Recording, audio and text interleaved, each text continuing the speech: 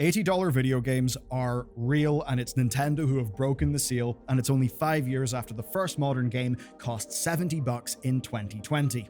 And as for how people reacted, just take a look at the live chat from the Treehouse presentations. People don't seem to like that price. They don't seem to like it at all. And the worry now is that the floodgates are open. That if Nintendo think they can charge that much for a video game, well, what will the rest of the industry think? Base GTA 6 at $100 was unthinkable months ago, and we kind of said as much, but the market is changing goddamn fast, faster than ever. Now, there's always been an argument, right, that audiences would pay more for games if they had no microtransactions, no live services, no bugs, right? Well, Nintendo do tend to do those things, and now they are putting that argument to the test with the reveal of the Switch 2 and the games they will be selling for it. The Switch 2 reveal had a lot, new features, first-party titles, even a whole exclusive game from FromSoft. I'm sure Sony are thrilled.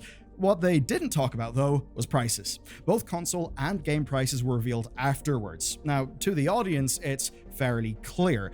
Nintendo knew people would be mad about those prices, so they hid the prices, right? They didn't talk about them in the most public way that they could. And they're not wrong. There was no good way to tell people prices would be high.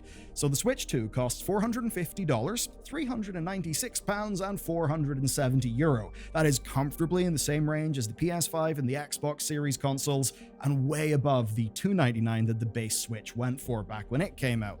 And that is a big case of sticker shock for many. But Nintendo's justifications kind of make sense, right? Guaranteed 60 FPS performance, targeted 120 performance mode for some games. Like, that's pretty impressive. It's probably driving prices up, but audiences are used to Nintendo being the family-friendly console option. With family-friendly, of course, meaning cheap. Now, there is, of course, the small little fact of inflation, because, yeah, the previous Switch, that was $300 on launch. That actually would be $400 if it was today and you were factoring in inflation. So in a way, in sort of real terms, the Switch 2, you could say, is only $50 more expensive. But on top of that, you got to remember that Nintendo, unlike the others, do tend to sell their consoles at a profit, not as a loss. So the console prices are pretty sharp, but you can almost see a certain logic to them, right? Component costs, like custom chips, have not gotten cheaper in the last 8 years. A lot of the fabs of Earth are fairly busy making other things, and the Switch 2 is kind of like a portable PS4 Pro with its own screen. And there are hidden costs as well that Nintendo has got to pay for.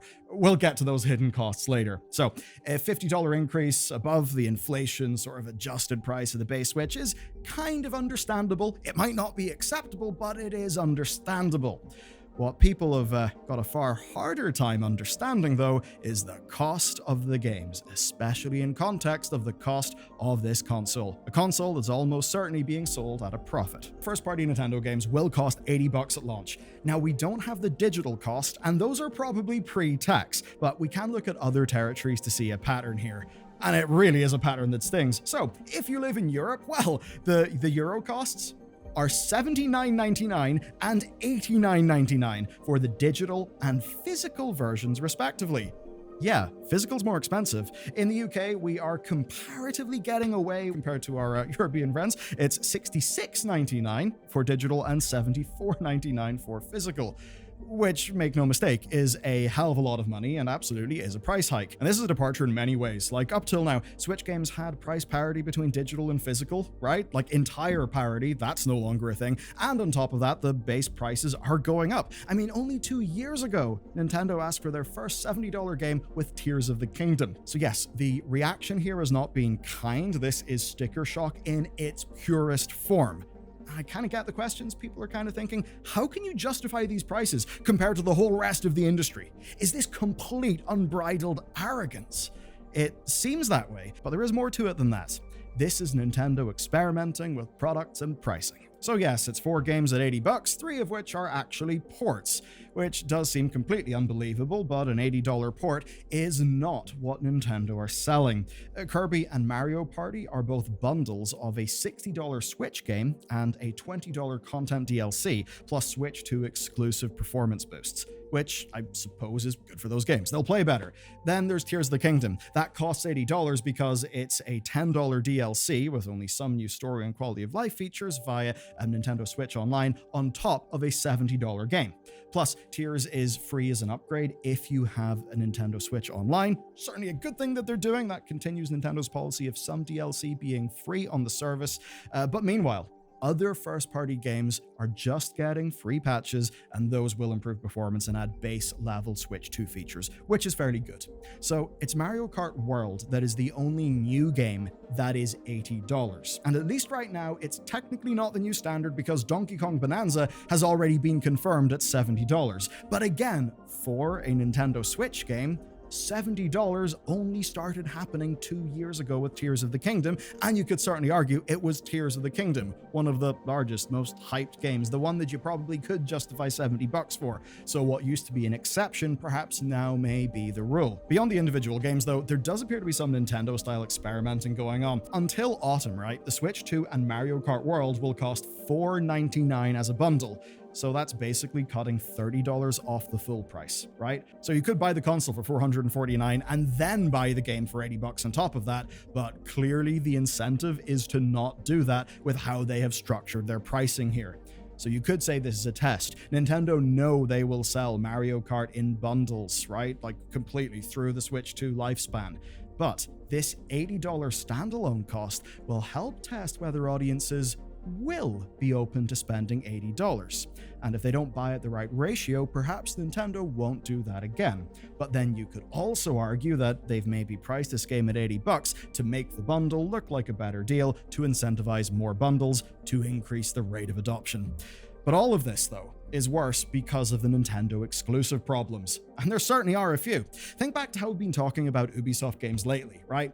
The idea that games decrease in price so fast these days because they need to get more sales. If there's a big Ubisoft game, it will at least be 50% off in like a calendar year. But that's not Nintendo.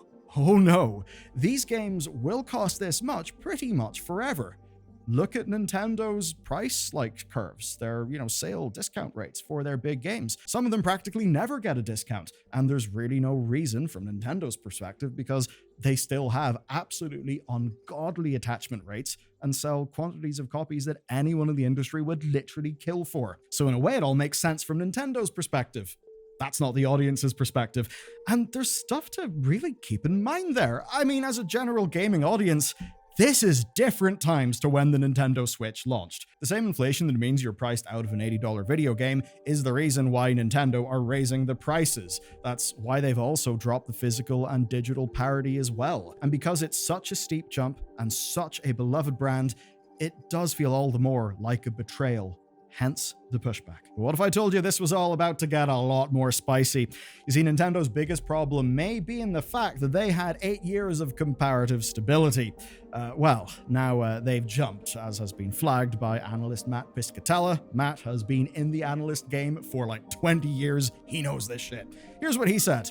Welcome to the new normal of pricing, US folks, but instead of a slow increase over time like we've seen in grocery over the past few years, we're going to start seeing things happen all at once. So it's not a coincidence then that Nintendo's high prices are coming in the middle of choppy international trade waters, one could say, and quite a few experts are suggesting these prices have been set in order to absorb the incoming tariff costs on their margins.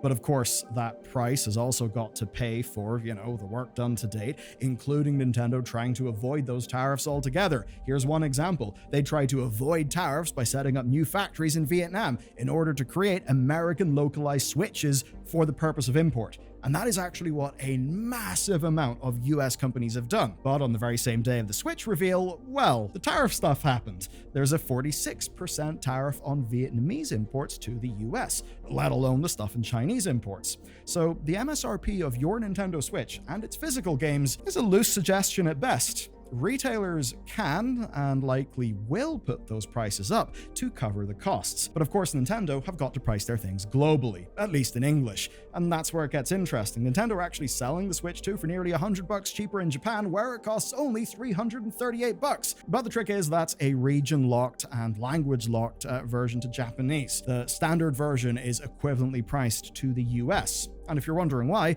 well, it's because a weak yen would encourage people to purchase the console otherwise and just scalp it internationally, which they obviously don't want. That's the same logic behind the physical game costs as well, especially in Europe. Everything goes up when one region spikes the costs. And this is not just Nintendo. Take as an example the PS5 Pro. When it was released, it priced people out of the high-end console market, and there was pushback. When the new GPUs came out this year, they were actually pricing some people out of the high-end PC market. But Nintendo have never been high-end, right? Nvidia making a shitload off 4090s and 5090s works because they were selling those in many cases to the enthusiast PC audience. But with Nintendo, as much as I personally would have loved a Switch Pro that could play games in a vaguely acceptable manner, they obviously did not feel the need, the financial pressure, that it was worth them even bothering. Being real with you, this is only the beginning. In a few years, the PS6 will release. Xbox will probably have a new console as well.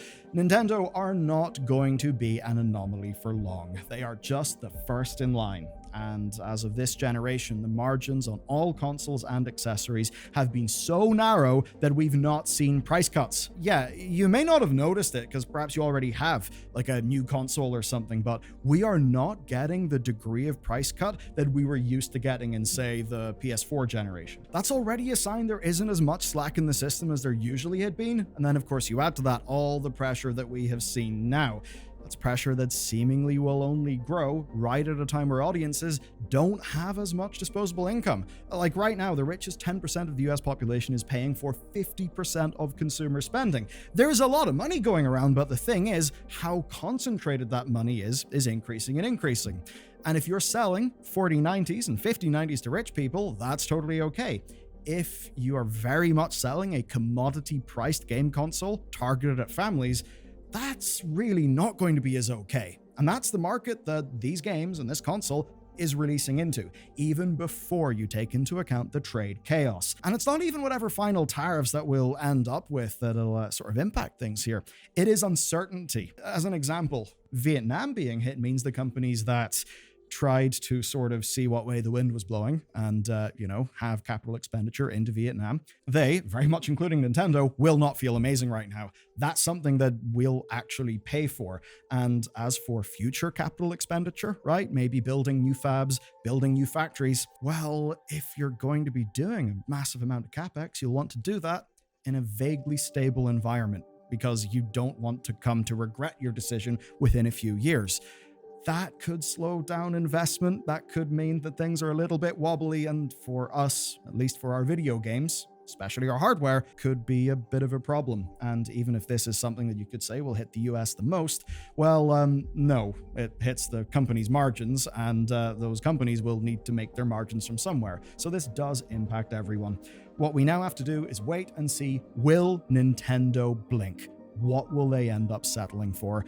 We don't exactly know, but it may be a while because I think Nintendo feel like they have a strong position, like nobody else can compete with Nintendo on their own terms, even though Steam Decks do exist. So it'll be a while, I think, before they change tack. So there you go, a dose of grand strategy being put into our games market. But you know what? There's grand strategy within the games market, and I'm not just talking about games. I'm talking about Ubisoft and how Yves Guillemot has, made the deal with Tencent to preserve his control. It's a real interesting story, and you can learn all about it in the next video.